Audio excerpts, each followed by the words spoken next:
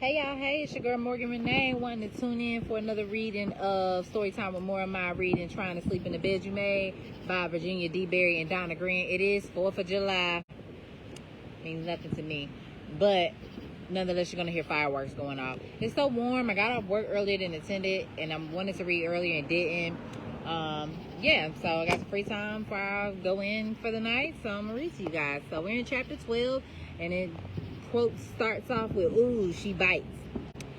I don't give a shit whether we only change the, and, or but in the script. If we change anything, it goes back to legal for approval. Capiche?" Tom Reynolds banged his 3-hole punch through a stack of papers for emphasis. "I won't have my ass hung on the moon for a technicality." "It won't happen again, Tom." Pat fumbled with the folio on her knees. The phone cradled on Tom's shoulder slipped and landed with a thud on the black rubber table. He'd set up shop for the morning in the rubber room where latex cushioned every surface, floor to ceiling. It was the preferred conference room for bouncing ideas around at Comstock Gravitt Green. "How long will this moron keep me holding?" "Not long enough, you loudmouth, egotistical runt." Pat hated it when he yelled at her, but for Tom Reynolds, good morning was fighting words. Every exchange was a conflict he intended to win. Right now, she hoped he'd give her a long list of things to do by yesterday so she could redeem herself and be out of sight for a while. Tom ran a tight ship, but at 27, he was one of CGG's young gun producers with a clear eye toward signed paintings on his office wall and executive vice president on his business card. Althea told Pat she was very lucky to be assigned as his assistant producer. "He'll get on your terminal nerve, but he's good. Oh yeah, I got your budget numbers for the 15 and 30-second Burger Hut spots. I need numbers on 10-second too. Yes, I'm still holding. Can you take a shit?" Hold on. Okay, maybe this wasn't the best area to sit and read. It's kind of noisy by the street. Okay, let me back up because I'm a little confused what Tom yelling about. Oh yeah, I got your budget numbers for the 15 and 30-second Burger Hut spots. I need numbers on a 10-second too. Yeah, I'm still holding. Can you take a shit? And Patricia, tell Casson to keep looking for a principal for Vitahold hairspray. The client likes the green-eyed blonde and the hazel-eyed redhead. What the hell is wrong with these people? I've been holding a bloody hour. He pressed the flasher and punched in the phone number again. But they really want a green-eyed redhead. "Will do, Tom." Tom pulled 4 videotapes off the credenza and handed them across the table. "Hold on to these. They're from the cereal preference focus groups for the Munchy Crunchy." Sure, okay." Pat added the tapes to 4 she had from her last meeting.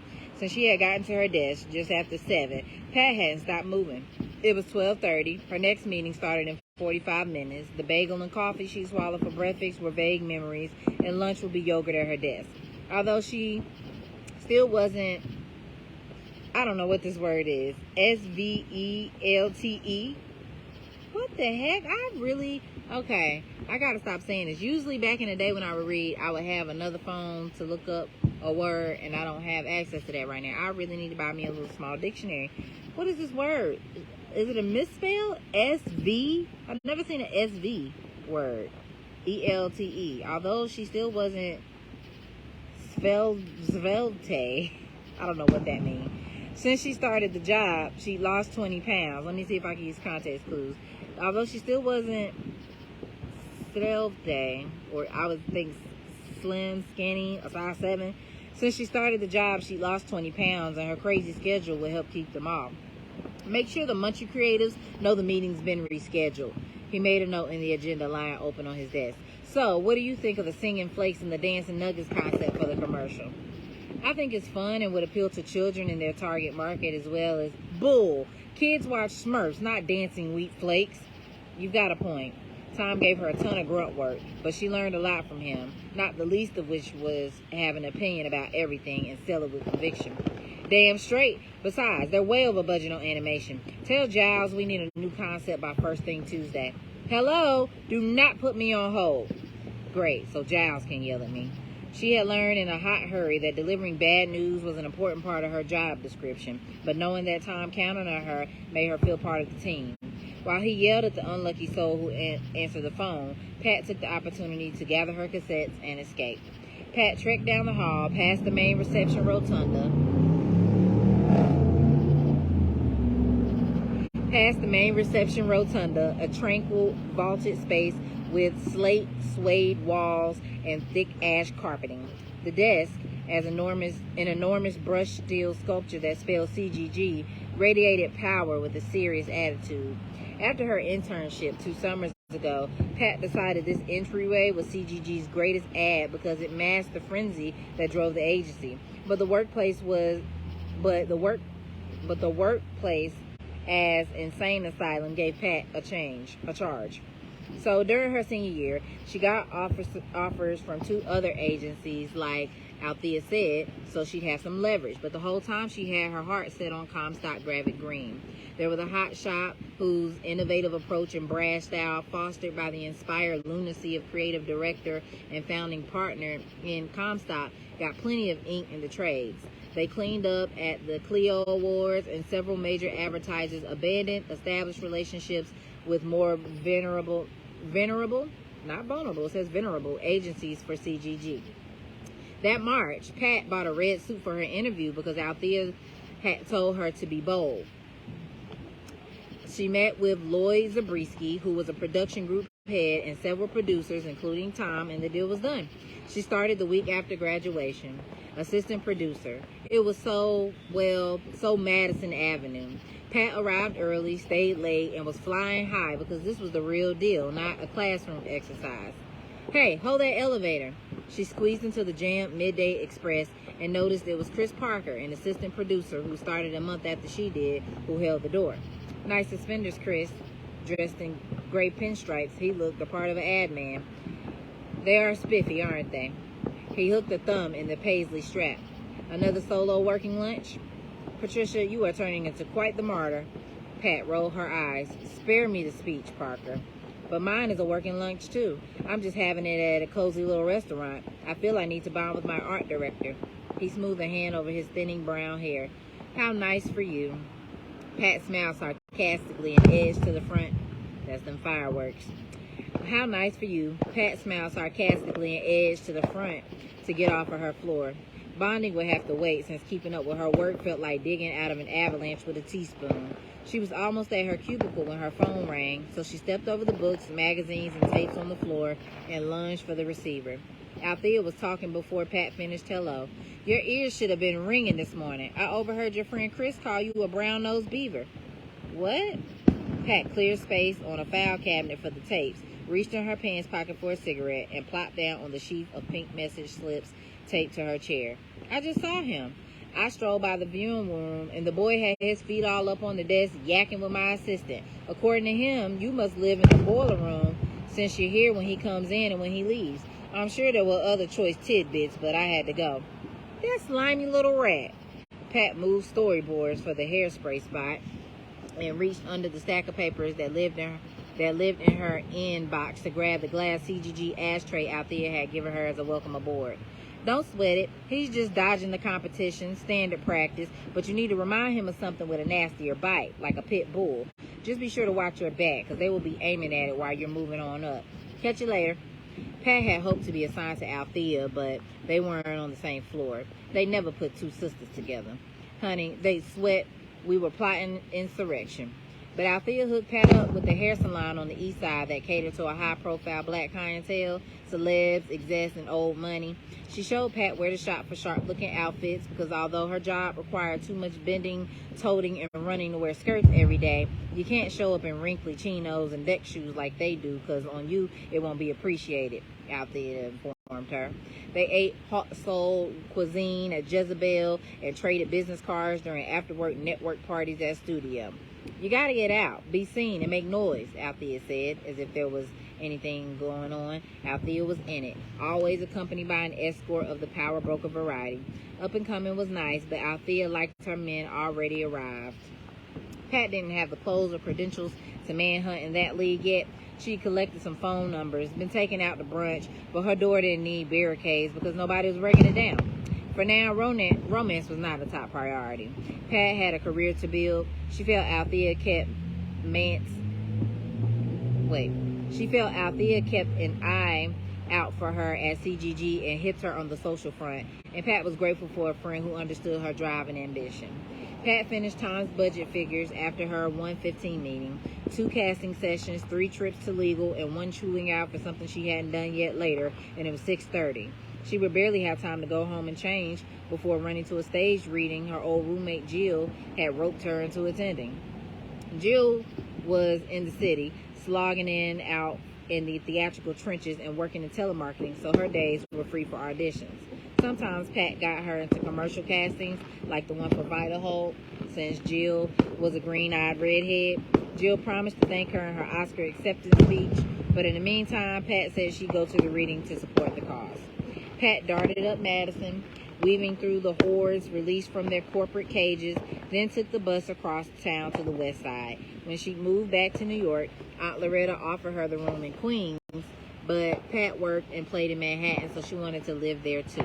At first, she rented a room at the Abigail Adams Residence Hotel for Women, but 2 months ago, she lucked into a furnished sublet. Althea put in a good word for her with the copywriter who was getting married and didn't want to give up her rent-controlled apartment, just in case. Pat loved saying she lived in the West 70s in a building with lots of character, which meant the radiators changed, the plumbing was ancient, but the rooms were huge. So were the windows. On Sunday morning, she lounged on the window seat drinking coffee. With the skyline spread out in front of her, she perused the real estate ads, picking out her dream apartment in a high-rise with a view of the East River, doormen, and a parking spot for her Jaguar because a girl had to have goals. A flip through the mail, some diet soda, a mad dash through the closet, and Pat was out the door, headed for an evening of culture. Interface, First Intersection, Second Millennium, was an experimental theater piece. The cast, seated on folding chairs on a bare stage, would change roles and places at the sound of a dissonant piano chord. This is the wildest shit I ever saw. Pat couldn't find a plot, so she shivered in the church basement Cume Theater, wrapped in her overcoat, attempting to keep track of who was who at any given moment. So far, Jill, her flaring hair piled dramatically on top of her head, had played a Manchu Dynasty herbalist and a 60s Chi-Town radio DJ. But then Pat's attention shifted to the slender black man wearing wire-rimmed glasses, a black turtleneck, and tight jeans. At first, he played a first-century Mayan math prodigy. He seemed fragile and innocent in the role, but in his next incarnation, a 14th-century Timbuktu gold trader, Pat was intrigued by his commanding voice and his noble bearing. Sometimes she felt he was playing directly to her, looking through her. Get reals, caught acting, but watching him kept her alert through the second act. After the performance, Pat stood in the back sipping coffee, reading a poster requesting donations and volunteers for the church's Thanksgiving food drive, and waiting for Jill. You look downright frozen in there. I hope you've warmed up. She turned to find the African gold trader at her side. I'm getting there. His skin was creamy brown like butterscotch pudding, and behind the glasses his eyes were fiery amber. You're a very good actor. I thank you, although I can only claim to be an amateur thespian. Theater is my love, and it was my undergrad minor, which is how I know the playwright. Now I'm a common, boring law student down the road, a piece of Rutgers. That's not common or boring. Pat wasn't cold anymore, but it wasn't the coffee. But it's safe. There's a job at the end of the tunnel. My parents say that every chance they get, but they foot the bill, so artistic expression be damned.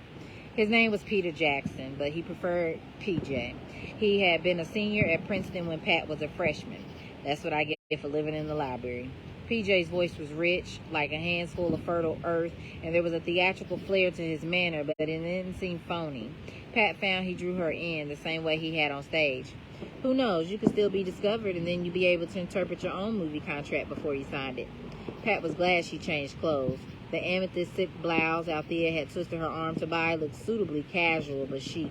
She lifted around to face him and cradled her coffee in both hands. You came just for this performance? It was a good excuse to get away from some very dull research. Listen, Pat, would you like to get out of here and grab a bite? Pat was surprised by the invite. It was usually the Willie Callaways of the world who asked her out. Nice guys, but they didn't get her motor running. Sounds good to me. PJ already had her engine revving so loudly she had to concentrate to hear what he was saying. She caught Jill's eye and waved goodbye. Jill gave her a thumbs up when PJ wasn't looking. They exchanged vital statistics over sushi. She gave him the standard revised bio. He grew up in Philadelphia, an only child whose parents spent too much time arranging his life, according to him. I went to law school after a year hiatus that I spent traveling and arguing with them about whether or not I was going. This is my last year, which means we'll probably argue about what I do with the rest of my life. He leaned in close, his chin in his hand. You sound excited about your career. Sure where you're going? It's refreshing. I don't know about sure, but I'm ready to go there and find out. Pat felt all thumbs with her chopsticks. I admire your drive. So many women I've dated are content to follow where I lead. I much prefer someone who knows her own mind. Pat smiled. That's not usually called an asset. It's usually called a bitch. Prefer?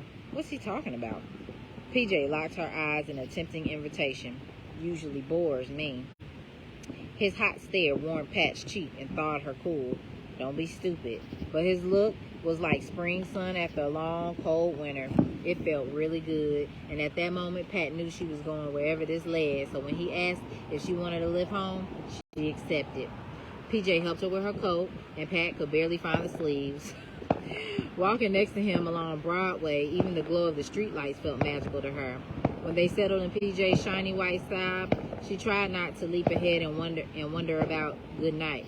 Hope she hadn't misread him and that he didn't just want a smart platonic friend. She'd been that route often enough. Traffic was light, and PJ wound through city streets like he was in no hurry to get anywhere. When he stopped for a red light, Pat faced him to say how glad she saw the play, but before she opened her lips, he kissed them, soft and light as a feather. A shiver trickled down her spine and floated up again. Sweet and gentle, he explored her mouth, and she floated outside herself on a whispery breeze. Pat didn't know how long they'd been kissing when the bleat of a car horn brought her back to earth. PJ straightened to pull off. Make a left at Columbus. Her voice had a hot and bothered throatiness, and for the first time since that basement, she felt her insides melt. I didn't imagine it. PJ looked into a parking space and took Pat's hand, and he walked her to the door. The voice in her head sang around. What's going to happen? What do you want? I don't know this man. You're crazy. I hate to say goodnight. The look in his tiger eyes hushed the chorus in Pat's mind. Then don't. Wrapped in his arms, she gave in to her body instead of her brain. The next morning, after he'd gone, Pat had no memory of finding her keys or the elevator ride to her apartment. The urgent fumbling with buttons tearing at zippers was a blur, but their bodies, skin to skin, etched an imprint in her mind. Naked in the tangled sheets, she could still feel the curly roughness of his chest hair as she plowed her fingers through it, brushed her cheek across it. Her body recalled the weight of him against her breast. His salty taste lingered in her mouth, and even now she tingled from his licking, nibbling, sucking. And then the fluttering like tiny butterflies had come, faster and faster from a secret grotto until they lifted her, soared with her way up high. They let her go. She drifted weightlessly down again, and then she knew what all the fuss was about. She swung out of bed, reached for her lighter. He'll never call, but it was great. So when she answered the phone in her office, and it was PJ, she had to concentrate to keep up her end of the conversation. Fortunately, PJ had plenty to say about how much he enjoyed her company. You're not like any woman I've ever been with. You're so free. Not like any woman he's ever been with. Pat felt like she was levitating. PJ invited her to his place in Camden the weekend before Thanksgiving for an early turkey dinner, and she mimed the celebration dance.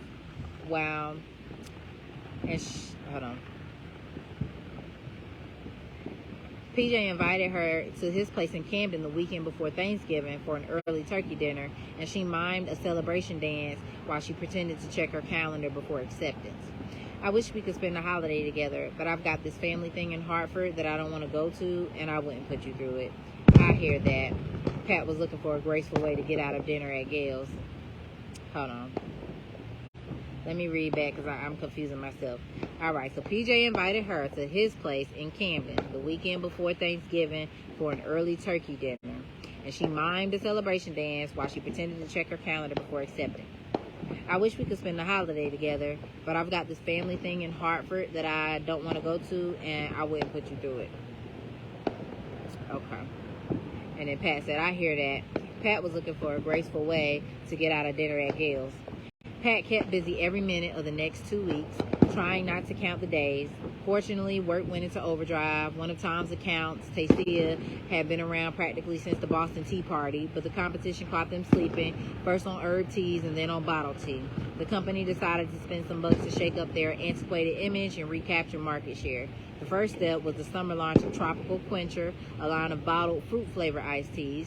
This campaign had the account execs beyond delirious because if it went well, Tastia plans to spend big on herb teas next winter, and CGG could see a hefty increase in the billings for their account. Pat stayed busy attending planning sessions with Team Tastia, researching locations, reading marketing reports, and refiguring preliminary budgets. She was even a last-minute replacement for Tom at a meeting at Tastia headquarters in Indianapolis when he came down with laryngitis. The time flew by, but Pat did find a minute to buy a new black lace bra and panties and a satin wrap robe because this wasn't going to be a flannel weekend. Okay, get sexy on them, Pat. PJ offered to come get her, but since he was cooking, she took the train and brought the wine.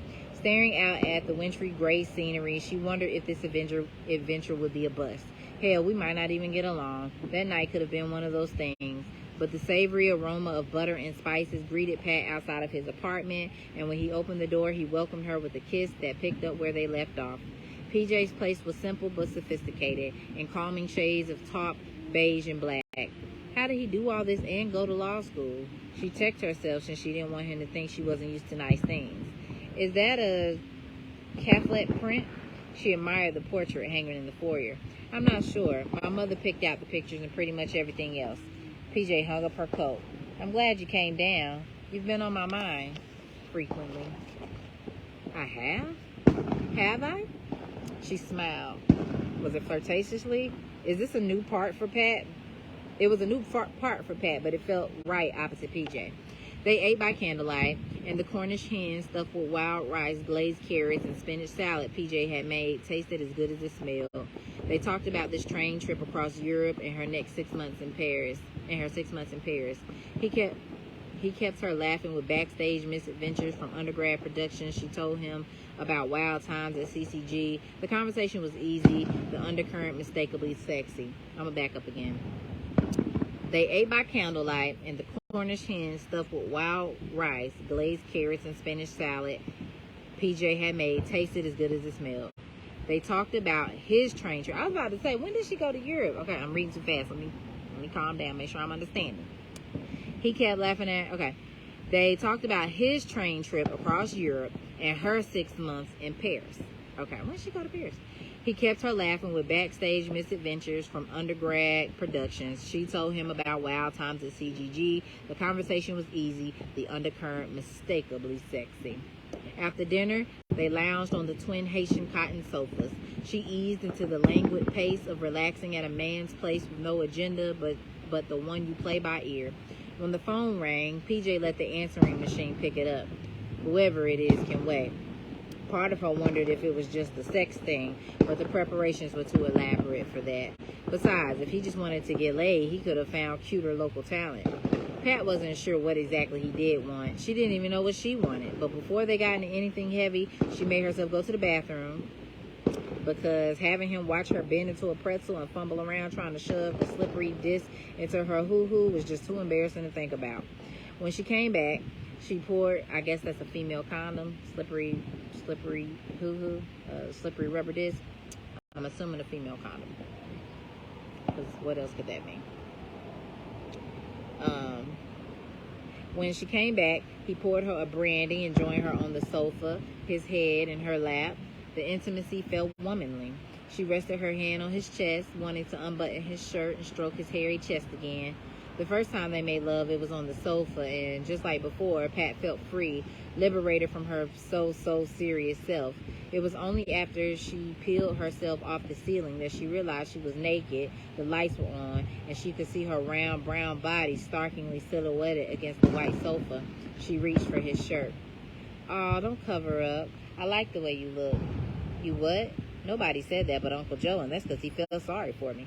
"And I love the way you feel. Come on." He led her down the hall to the brass bed that took up most of his bedroom. After making love again, They lay with their bodies spooned together, his breath on her ear, his hand idly massaging her belly. The actual sleeping part of sleeping with the man was so strange that Pat didn't doze off until long after his hand went slack and his breathing deepened. In the morning, she got up before he was awake and felt a tingle as she put on his white terry cloth robe instead of her silk one. After a stop in the bathroom because she couldn't face him first thing in the morning with her hair standing all over her head, she searched his refrigerator and cupboards to find breakfast things. The kitchen was stocked with all sorts of delicacies, from artichoke hearts to chilled champagne. However intrusive Mommy and Daddy were, they were obviously generous, and PJ knew how to live in style. She brewed coffee, sliced mushroom for omelets, and checked to see if PJ was awake. I love this too. I love you too. Bye. He hung up, hit the erase button on the answering machine, stretched and rolled over. You're up early. You're up early. Pat hung back for a moment. I love you too. My mother. Your mother? The one you were complaining about? She's a pain in my ass, but I still love her. That's who called last night. And if I don't call back within the allotted grace period, I'll hear about it. Pat looked him in his eyes, searching for telltale signs of a lie. What kind of insensitive rascal do you take me for? He puffed up, plain hurt. An actor and a lawyer. She had to smile. He looked so cute, pouting. Guilty as charged. He held the covers up, and she could see his bare leg and the curve of his hip. And right now, we're both very cold and lonely. Moments from the weekend ambushed Pat without warning all day Monday. During meetings... Oh, okay. They should have separated that paragraph. Moments from the weekend ambushed Pat without warning all day Monday. During meetings on the bus, she struggled to suppress the shiver of pleasure they provoked. That night, he called, "I just want to hear your voice," he said. Pat curled up on her bed in the dark, and they talked for 2 hours about the weekend, about what PJ's life would be like after graduation. He debated about where he would practice, whether to take the bar exam in Pennsylvania, New Jersey, New York, or all three. Pat told him her life would get more hectic before it quieted down. They agreed the world couldn't stop for them to be together yet, but promised to make time for each other as often as possible. Think we'll ever end up in the same city? Pat said drowsily. Time will tell, PJ replied. Tuesday and Wednesday evening and Thanksgiving Day, Pat volunteered at the church where the reading had been, distributing bags of groceries to families who needed them and serving a holiday meal to those who had no place to cook one. It made her feel good, and it was a perfect reason to turn down Gail's dinner invitation because Pat just didn't want to try that hard.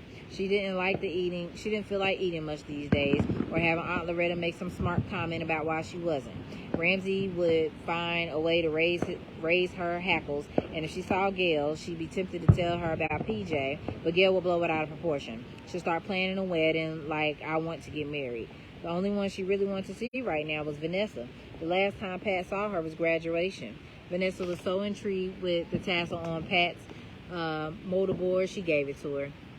Gail still hadn't sent those pictures. Maybe this summer I'll make time to get to know Vanessa. The Monday before holiday break, PJ popped up to New York and picked Pat up at the office. He'd be in Vermont skiing with his family from Christmas to New Year's, so this was their only time to make merry. First, he took her to help him choose a necklace for his mother. She's so hard to buy for, PJ said. Pat knew it was silly, but examining the cases full of jewelry, telling each other which stones and settings they liked, trying on gold chains so he could see how they looked, it all made her feel lightheaded. More than once, she stifled thoughts about how much like a couple they seemed and what it would feel like to be picking out wedding rings. PJ took her to dinner with dessert back at her place. She was shocked when he gave her a little blue box with a white bow. Inside, she found silver earrings shaped like swirls of ribbon. Pat assured herself it was a token of their friendship, but they became her new favorite earrings. When she wore them, she looked in the mirror 47 times a day and smiled from lobe to lobe. Pat had pretty much decided this was the best year of her life until she was called into Lloyd Zabriskie's office for her year-end review. Pat had done everything Tom asked, on time and to the letter, and she expected praise from the group head, but he pushed his glasses on top of his head and rated her solidly average. You can catch it as fast as Tom can sling it, which is no small feat. You're capable, you're accurate, you carry out instructions, but this is not the Army. I want you to explore your hunches, turn the pieces upside down, shake the tree. Followers are useful, but basically expendable. Expendable? The word gave her an instant headache. I need trailblazers on my team. They bring chaos, but the results are fresh. You've got the potential, Pat. That's why I hired you. Don't be polite. Don't raise your hand and wait to be called on because I'll never see you. Just show me what you got.